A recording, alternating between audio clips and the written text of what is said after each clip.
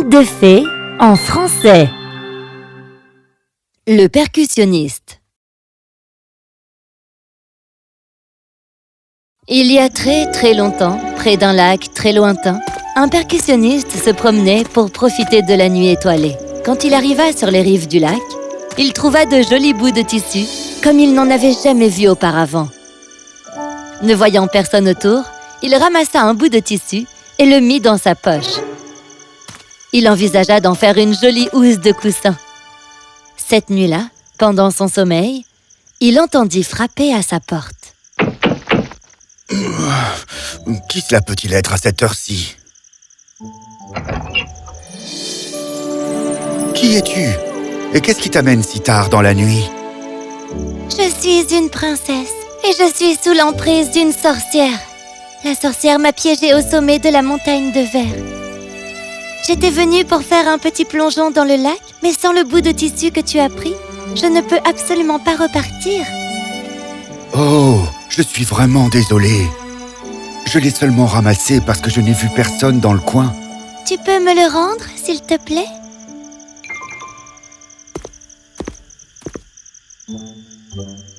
Le voilà. Mais tu sembles vraiment désespéré. Que puis-je faire pour t'aider à te libérer? Pour me libérer, il te faudrait venir avec moi au sommet de la montagne de verre. Une fois arrivé là-haut, le plus gros du sort sera rompu. Après ça, je pourrai me libérer par moi-même. Mais ce sera difficile pour toi d'atteindre la montagne de verre. Ah, impossible, c'est seulement pour ceux qui n'essayent pas. Dis-moi donc où se trouve la montagne de verre, princesse. La montagne de verre est à près de 1000 km au-dessus de la forêt, qui est habitée par des géants sacrés. Je dois partir maintenant, je ne peux pas t'en dire plus.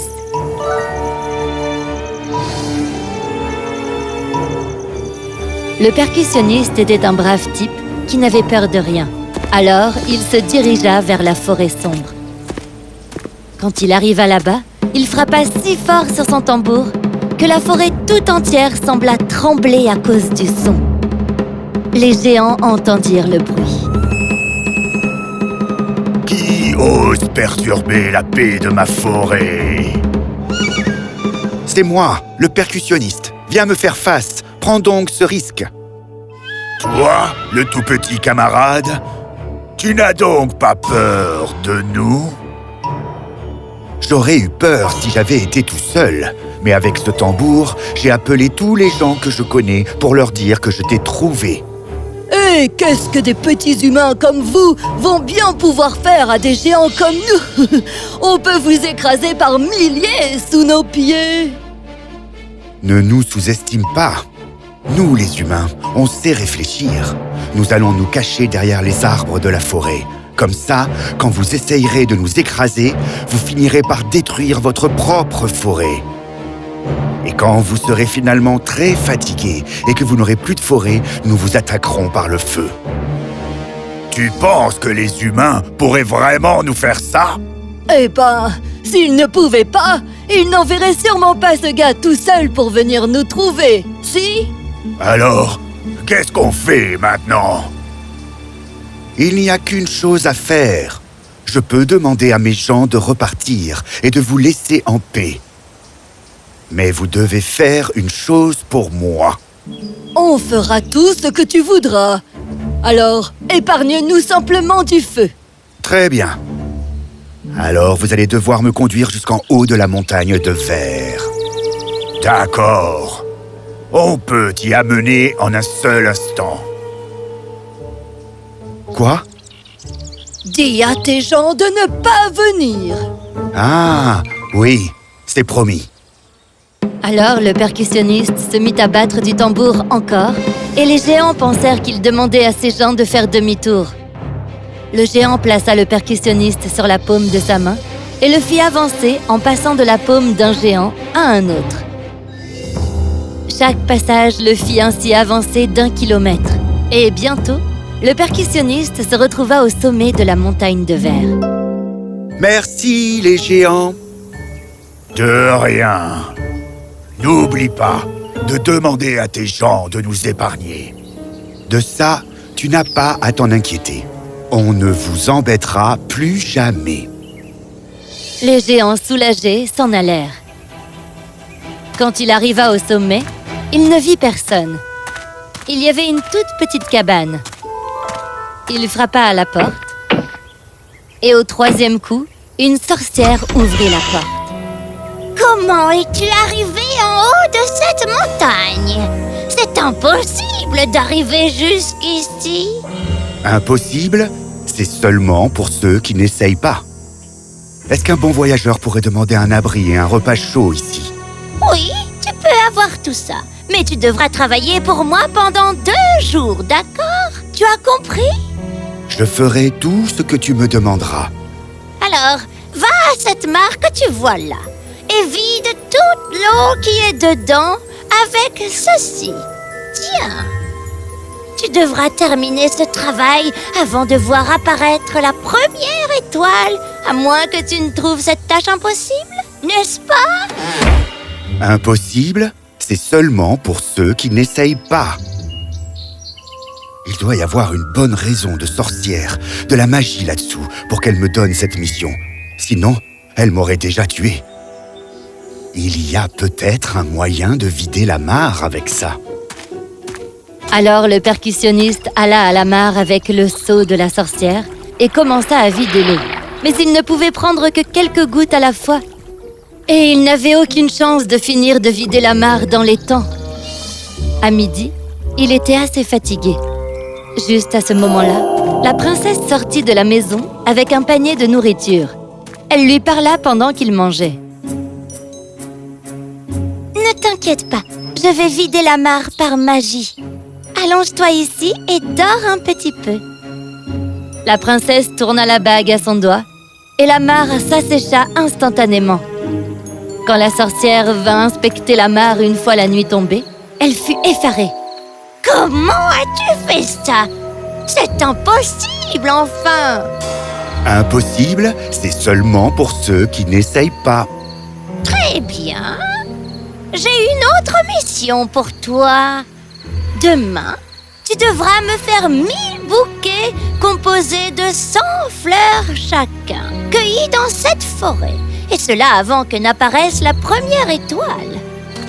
Le percussionniste alla à la forêt, il regarda et chercha partout, mais il ne trouva pas une fleur.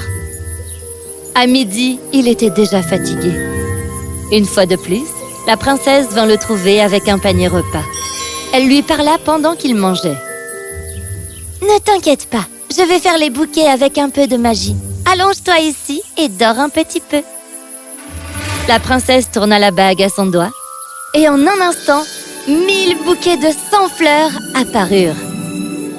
Quand la sorcière vint inspecter le travail au soir, elle fut bluffée. « Comment as-tu fait ça? C'est impossible, enfin !» Impossible, c'est seulement pour ceux qui n'essayent pas. En entendant cela, la sorcière se désintégra et disparut. « Je suis libre! Tu m'as libérée, merci !» Comment j'ai fait ça, moi? Le sort que m'avait jeté la sorcière pouvait seulement être rompu si quelqu'un essayait de me sauver en accomplissant 3 missions impossibles. La première, c'était que tu arrives jusqu'ici.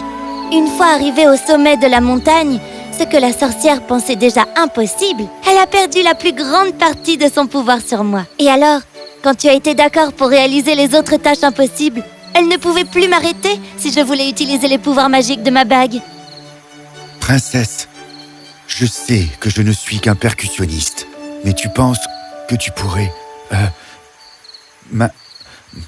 m'apprécier? Tu es l'homme courageux qui a risqué sa vie pour sauver une étrangère, tu sais? Non, je ne t'apprécie pas, non, mon petit percussionniste, mais je te respecte. Et oui, je t'aime, moi aussi. Voudrais-tu passer le reste de ta vie avec moi? Oui, mais pour cela, on doit partir d'ici, d'accord? Va dans la cabane et prends pour toi tous les trésors de la sorcière. Ainsi, le percussionniste entra dans la cabane et découvrit qu'elle était pleine d'or et de pierres précieuses et de bijoux de toutes sortes. Elle en remplit des sacs entiers. La princesse ne prit que 2 choses, une magnifique bague avec une émeraude et un collier fait d'or et de rubis. Puis, ce fut l'heure de partir. La princesse tourna la bague à son doigt et elle se retrouva aussitôt avec le percussionniste devant les portes de son palais. Mais avant qu'il n'y entre, le percussionniste l'arrêta. « Je voudrais d'abord aller voir mes parents et leur dire que je vais bien. » Oui, bien entendu, mais tu dois me promettre de ne pas les embrasser. Car si tu le fais, alors tu ne te souviendras plus jamais de moi. Comment pourrais-je t'oublier, ma chérie? Je serai de retour très vite. Ainsi, le percussionniste alla voir ses parents. Il y eut tant de bonheur et d'effusion de joie quand ils se retrouvèrent qu'il en oublia la promesse faite à la princesse. Et il embrassa ses deux parents. La princesse s'effaça de sa mémoire instantanément. Avec les trésors qu'il avait ramenés, ils construirent un immense château. La fille d'un riche bourgeois fut choisie pour lui comme future femme. La princesse attendait toujours devant les portes du palais. Mais quand elle comprit que le percussionniste ne reviendrait pas, elle réalisa ce qui avait dû se passer. Elle partit à sa recherche, mais entendit bien vite parler de son mariage. Elle se mélangea au lot de serviteurs qui allaient et venaient dans le château et repéra bientôt la future mariée. Désolée, madame. Oh, montre-moi un peu cette bague. Elle est vraiment trop belle. Je n'avais jamais rien vu d'aussi beau de ma vie avant, dites donc. Oui, merci. Est-ce que tu voudrais bien me la vendre? Oh, non! Je te paierai le prix que tu voudras pour cette bague, mais il me la faut. Je voudrais la porter pour mon mariage. Est-ce que tu comprends? Très bien, vous pouvez l'avoir. En échange, vous devez m'autoriser à rencontrer votre fiancé seul à seul pour quelques minutes seulement, quand la première étoile apparaîtra dans le ciel. La future mariée voulait tellement cette bague qu'elle accepta le marché. Mais la nuit venue, elle versa de la poudre somnifère dans l'eau de son futur mari pour qu'il soit endormi et qu'il n'entende aucun bruit quand la princesse viendrait lui rendre visite. Et en effet, il n'entendit rien. Ouvre la porte, mon percussionniste bien-aimé. Tu ne te souviens pas? Un coup de ma bague magique et tu te souviendras de la montagne en verre, de la sorcière, etc. S'il te plaît, ouvre-moi. La princesse cria et implora toute la nuit. Mais le percussionniste ne se réveilla pas.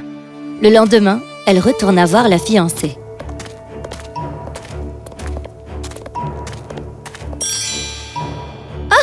Désolée, madame. Oh, montre-moi un peu ce collier. Il est vraiment trop beau.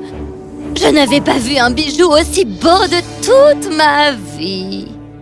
Ah oui? Merci. Tu voudrais bien me le vendre? Oh non! Je paierai le prix que tu voudras pour ce collier, mais il me le faut. Je voudrais le porter pour mon mariage, tu comprends? Très bien.